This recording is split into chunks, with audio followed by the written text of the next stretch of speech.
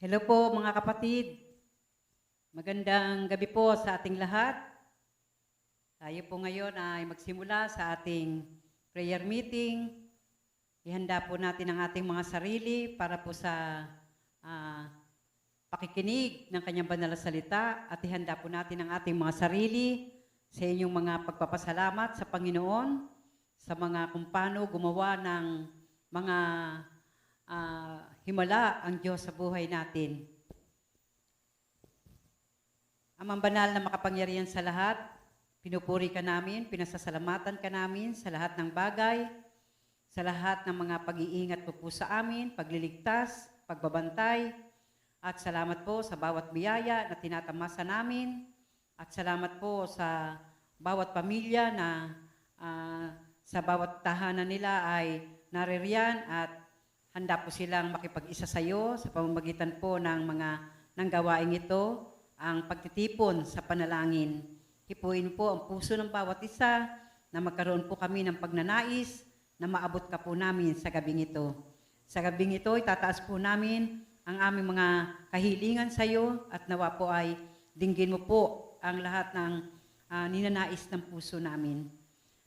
Sa mensahe mo ay pagpalain mo po kaming lahat at nawa po ang bawat salita mo na mahasik sa puso namin ay magkaroon po ito ng magandang payo na tatanggapin namin.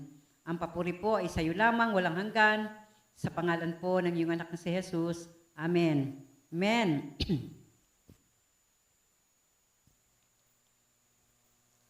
Mga kapatid, sa na lumipas ang 2020 at 2021, ilang buwan na lang at magdadalawang taon na ang pandemic na ito.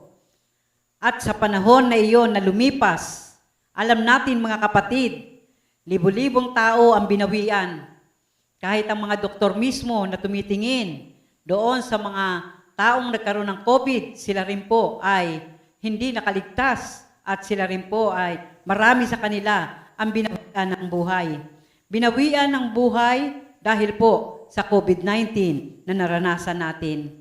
Marami ang mga lumisan sa mundong ito. Yung mga kapamilya ng ilan sa mga natin, mga kaibigan, mga katulad na lang kapatiran natin na brother and sister Yap, isa po yan sa Pumanaw, yung pong si Tatay Eloy, at sa ngayon po ay ang asawa po ni Nanay Sol, na kung saan ay ito po yung tatay ni Edna Borromeo, no?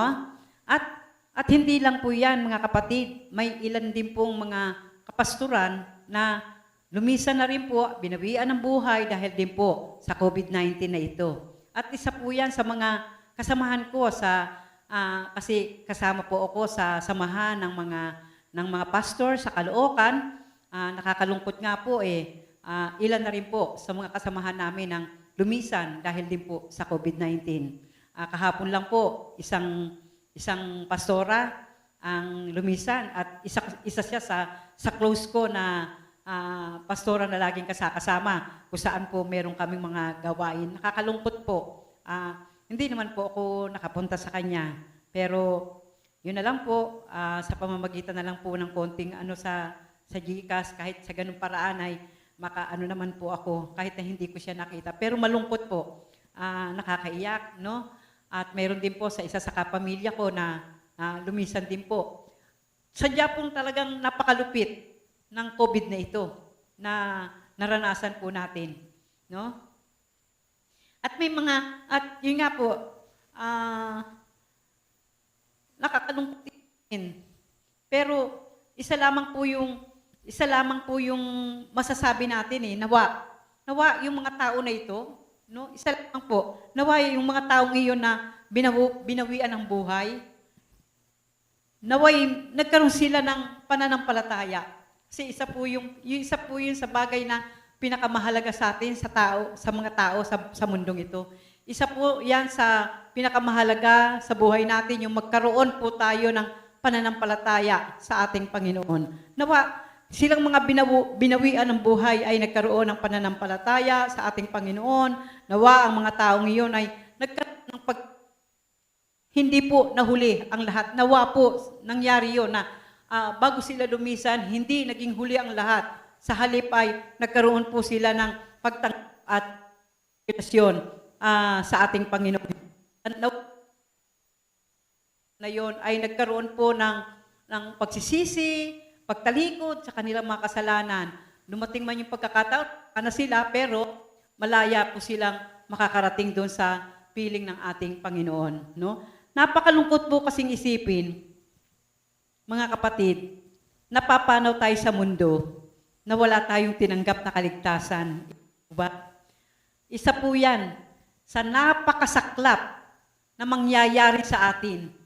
Nalilito tayo sa mundo na hindi tayo ng kaligtasan galing sa Panginoon. Kaya, isang bagay na itinuturo ng Diyos sa atin, hanapin natin ang ating Panginoon at magkaroon tayo ng personal na relasyon, magkaroon tayo ng pagtanggap sa Kanya, magkaroon tayo ng pagsisisi, at magkaroon tayo ng pagtalikod sa ating mga kasalanan. Mapalad ang mga taong kumilala sa Diyos, sapagkat kung dumating man ang panahon na sila ay lumisan sa mundong ito, masasabing mapalad. Hindi lamang mapalad, kung hindi kalugod-lugod sa Panginoon. Mapalad tayo kapag tayo ay kumilala sa ating Panginoon, sapagkat kung dumating man ang takdang panahon na tayo ay mawawala sa mundong ito, yan yung sinasabi ng Panginoon, mapalad ka. Dahil nakabukas ang pinto ng langit at papapasukin tayo ng ating Panginoon. Dahil ang sabi po ng banal na kasulatan, bakit una po sa lahat, bakit ko po ito yung mensahe natin para sa prayer meeting? Kasi po, nakakalungkot po yung, eto nga po yung, sabi ko nga po yung isang kasamahan kong pastora, isang araw lang siya inilibing. Tapos yung ilan pa nating mga kapatiran na alam nating binawian ng buhay. Kaya parang nagkaroon po ako ng idea na napakagandang ibigay sa mensahe na galing sa Panginoon ang paghahanda ng tao. Dahil sinabi nga natin, libo-libo na ang binawian ng buhay. Hindi natin alam kung ang lahat ng libo-libo na yun ay nakakilala sa Panginoon. Kaya, ang sabi po, mapalad. Ikaw kapatid, nanampalataya sa ating Panginoon, mapalad ka kung dumating man ang pagkakataon na tayo po ay bawian ng buhay. Kasi ang sabi po, ang kamatayan ay pakinabang. Ang mensahe po ng Panginoon ngayon, maaaring napapanahon dahil po sa mga lumilisan na to sa mundo. Ang kamatayan ay pakinabang.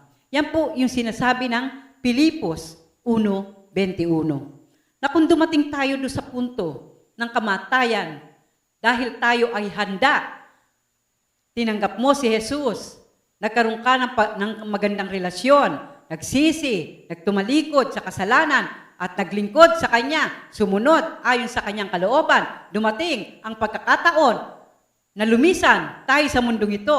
Ang sabi, ang kamatayan para sa atin ay pakinabang. Pakinabang. At ang sabi po ng awit 23:4, kung tayo man ay mamamatay, wala po tayong katatakutan. Ang sabi rito, dumaan man ako sa libis ng kamatayan, wala akong katatakutan. Bakit sinasabi yung ganitong mga talata? Pakinabang ang kamatayan at wala kang katatakutan. Dahil panatag ang kalooban mo na ikaw ay nagkaroon ng pagtanggap ng kaligtasan galing sa Panginoon. At ikaw ay nagtitiwala sa sarili mo na ang Panginoon ay lagi mong kasama sa iyong buhay. Kaya, Purihin po natin ang Panginoon. Bilang isang mga mananampalataya, nananiwala, sumampalataya, nagtiwala, purihin po natin ang Panginoon sapagkat sigurado na yung pupuntahan natin mga kapatid kung tayo man po ay mawala sa mundong ito. Mayroon pong magandang pangako ang Panginoon. Nababasahin po natin sa 2 Corinthians 5:1-10. Himay-himayin po natin. Buksan po natin ang ating banal na kasulatan. Habang nandiyan kayo sa inyong tahanan, buksan nyo ang inyong mga Biblia at sundan nyo po. Sundan nyo po ang sinasabi ng 2 Korinto, talatang 5. Na dito po, sinasabi rito, tayong mga nabubuhay ngayon, panghawakan po natin ang pangako ng Diyos. Panghawakan po natin. Sapagkat hindi po natin alam kung ano ang mangyayari sa atin sa araw ng bukas. Pero ito na lamang po, isang bagay na panghawakan natin, yung matatagpuan po natin sa 2 Corinthians 5. Mula sa 16 ng 2 Corinthians muna, 4:16. Pagkatapos po ay lalaktaw po tayo doon sa 5:1 hanggang 10. Sabi po rito, no, kailangan tayo po bilang mga mananampalataya ay mabuhay. Mabuhay ka kapatid sa pananampalataya. Huwag mong alisin. Ano man ang mangyari sa buhay natin, dumanas man tayo ng maraming kahirapan, huwag po tayong mawawala ng pag-asa, huwag po tayong magpanghihinaan ng loob at lagi po nating isipin sa puso natin na tayo bilang mga anak ng Diyos, nabubuhay tayo sa pananampalataya. Sabi rito, hindi tayo nasisiraan ng loob na kahit humihina ang aming katawang lupa, pero patuloy namang pinalalakas ang aming espiritu araw-araw. Humihina po. Bilang isang tao, hindi po tayo laging malakas. Dumadaan po tayo sa panghihina ng katawan. Minsan, humihina ang katawan natin sa kaiisip sa ikabubuhay natin. Humihina ang katawan natin dahil sa kakulangang pinansyal. Humihina ang katawang lupa natin kapag meron po tayong nararamdaman, kung meron kang sakit. Alam niyo mga kapatid, sa oras na ito ngayon, mahina po ang pakiramdam ko. Isang patotoo ko. Nahihilo po ako, nakakaramdam po ako ng pagkahilo. Kagabi, umiikot po ang aking tingin. Hindi ko po alam kung ano ang dahilan. Pero uminom na lamang po ako talaga ng losartan at natulog lang ako ng maaga. Kaya, inaamin ko po sa inyo ngayon na sa oras na ito, na medyo mahina ang aking pakiramdam. Yan po yung mga bagay na sinasabi ng banal na kasulatan. Bagamat humihina ang ating katawang lupa dito sa mga bagay na binanggit natin, pero kung magpapatuloy po tayo sa Panginoon, tumatawag tayo sa Panginoon, umaasa tayo sa Panginoon, at magpatuloy tayo sa paglilingkod sa Panginoon, pinalalakas ng Diyos ang ating espiritu. Amen. Palalakasin ng Panginoon ang ating katawan at palalakasin din po ang ating espiritu. Kung tayo po ay nananatiling nakakabit sa puno, walang iba kung hindi ang ating dakilang Diyos. Humihina ang katawang lupa pero patuloy namang pinalalakas ang ating espiritu araw-araw. Ito po yung sinasabi natin na tayong mga nabubuhay ngayon, panghawakan po natin itong pangako ng Diyos. Dahil isang araw hindi po natin alam kung ano ang mangyayari sa atin sa araw ng bukas. Kaya, humina man ang katawan mo, kapatid, magpatuloy ka lang sa Panginoon. Huwag kang susuko, sapagkat siya rin po ang magbibigay ng kalakasan sa atin sa araw-araw. Ang pangalawang talata, sabi po rito, ang bahagya at panandaliang kapighatiang diraranas natin ngayon ay magbubunga naman ng kagalakang walang hanggan at walang katulad. Ang pandemic na ito na nararanasan natin, hindi po siya mananatili habang buhay, habang sa pangmatagalan na panahon. Maaring ang pandemic na ito na nararanasan natin ngayon ay isang pagsubok sa buong mundo. Mayroon lang hinahanap ang Diyos sa atin para makalaya tayo sa ganitong pagsubok na to na nararanasan natin. Kaya nga lang, marami pa rin talaga sa tao ang matigas ang ulo. Na sa halip, hanapin ang Diyos. Na sa halip, sumuko sa Diyos. Na sa halip, magsisi. Na sa halip, talikuran ng kasalanan. Iba po ang nangyayari sa mundo natin. Nariyan ang maraming pagtatalo-talo sa gobyerno, sa mga simbahan, sa mga pamilya. Yan po ang nangyayari. Pero sabi nga, hindi po yan mananatili. Ang lahat pong yan ay pansamantala lamang. Kaya nga sabi, ang kapighatian, ang bahagya at panandaliang pighating dinaranas natin ngayon ay magbubunga naman ng kagalakang walang hanggan at walang katulad. Na kapag napagtagumpayan po natin ang lahat ng bagay, magbubunga ito ng kagalakang walang hanggan. Maliwanag po yan. Magbubunga ng kagalakang walang hanggan at walang katulad. Kaya't sinasabi ng Panginoon sa verse 18, kaya't ang paningin natin ay kailangang nakatuon sa mga bagay na hindi nakikita at hindi sa mga bagay na nakikita.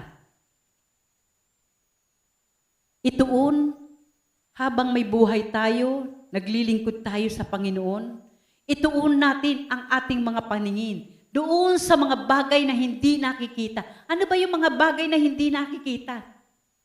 Yung mga bagay na makalangit. Yung totoo ka sa buhay mo. Yung mga bagay na niluluwalhati mo ang Panginoon. Mga bagay na hindi nakikita na nakapagbibigay kaluguran sa Diyos. Yung matapat na paglilingkod mo, mga bagay na hindi nakikita. Dahil ang mga bagay na nakikita ng mundo, ito po yung mga pleasure ng mundo, yung mga karangyaan ng buhay, pamumuhay na maluho, yan po yung mga bagay na nakikita. Pero yung mga bagay na hindi nakikita, ito po yung sa espiritong nanggagaling sa Panginoon. Maaring isang bagay dito ay ang bunga ng banal na espiritu. Mayroon kang pag-ibig, kagalakan, kapayapaan, kabaitan, kabutihan, kahinahunan, kababaang loob. Yan yung mga bagay na hindi nakikita. Kasi panloob po yan na pagkatao natin. Na nariyan, na hindi mawawala kapag ito po yung isinasabuhay natin. Kaya't kailangan nakatuon tayo sa mga bagay na yan. Sapagkat panandalian lamang yung mga bagay na nakikita sa mundong ito. Ang sabi naman po doon sa 2 Corinthians 5, verse 1, sabi rito, eto na yung kapag yung namayapa na ang isang tao, sabi rito, alam namin na kapag nasira na ang toldang tinatahanan natin ngayon, ang ating katawang lupa, tayo ay mayroong tahanan sa langit na hindi kailanman masisira.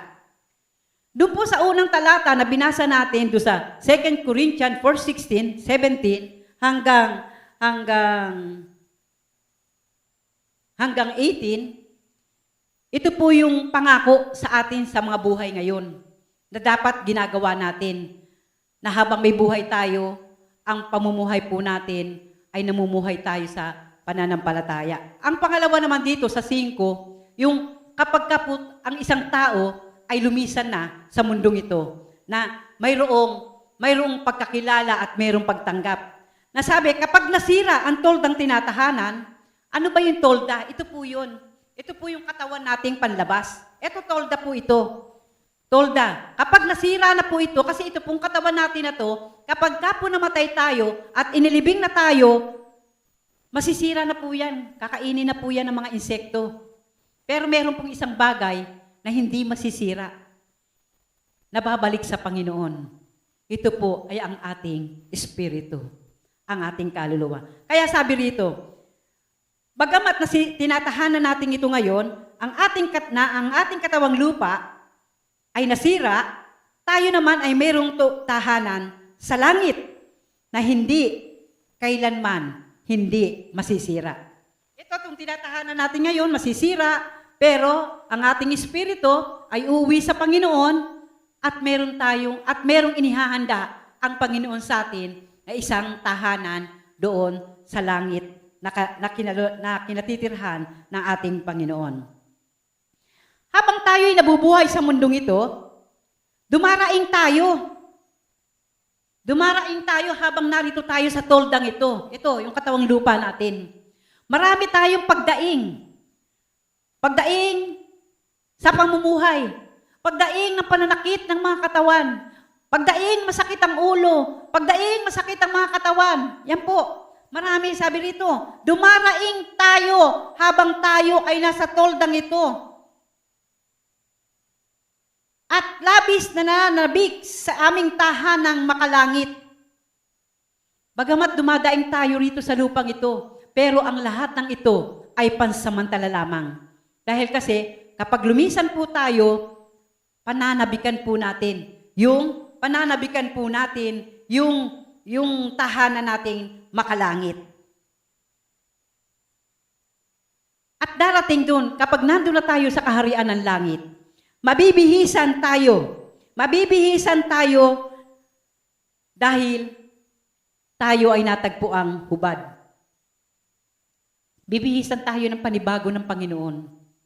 Dahil dito sa lupa, naging hubad tayo sa kasalanan.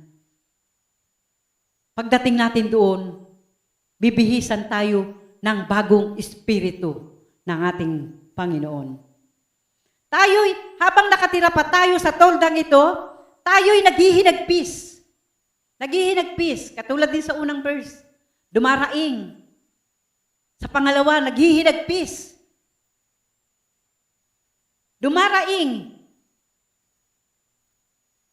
Kami naghihinagpis at dumaraing. Hindi dahil nais naming iwaksi ang katawang lupa, kundi dahil nais naming mabihisan ng katawang panlangit.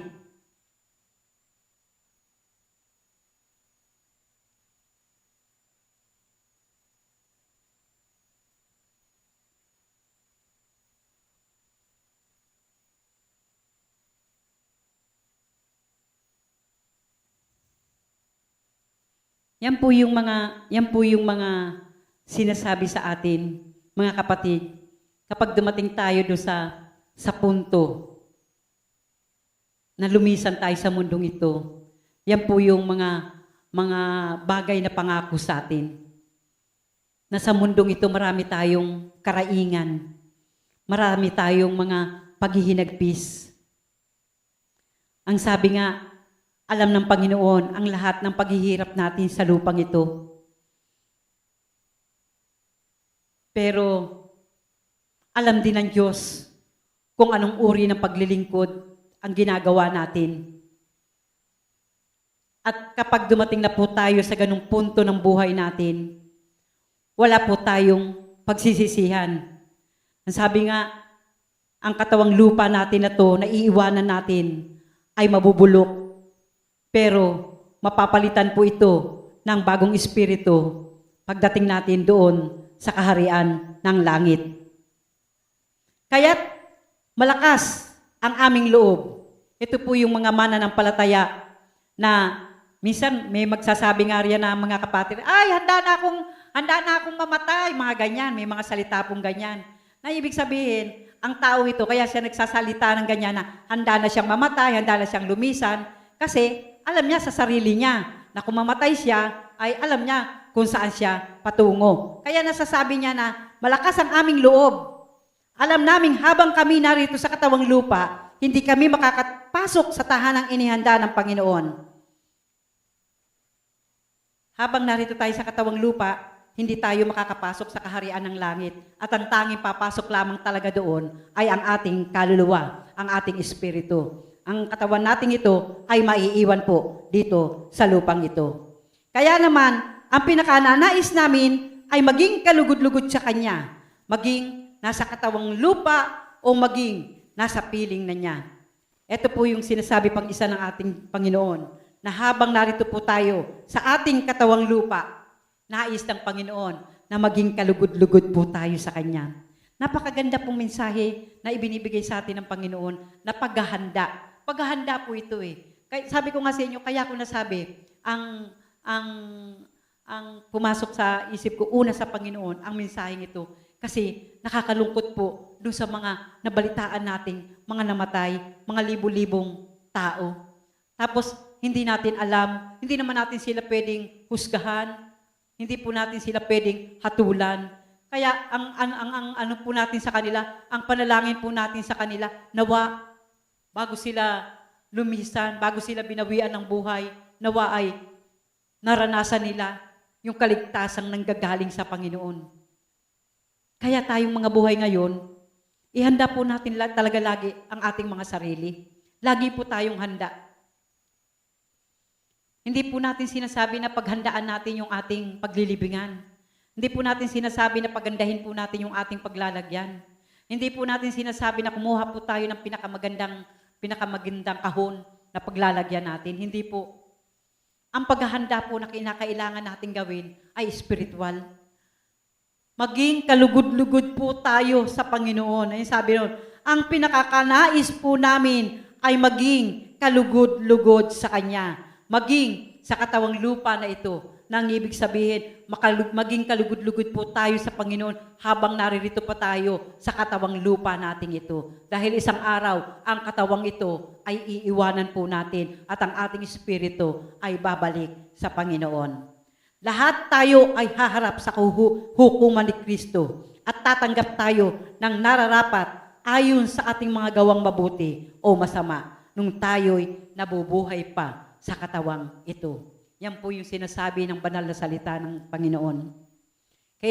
Kinakailangan po talaga maging handa po tayo sa bawat araw ng buhay natin. Huwag po tayong kampante kasi hindi po natin talaga alam kung ano ang mangyayari.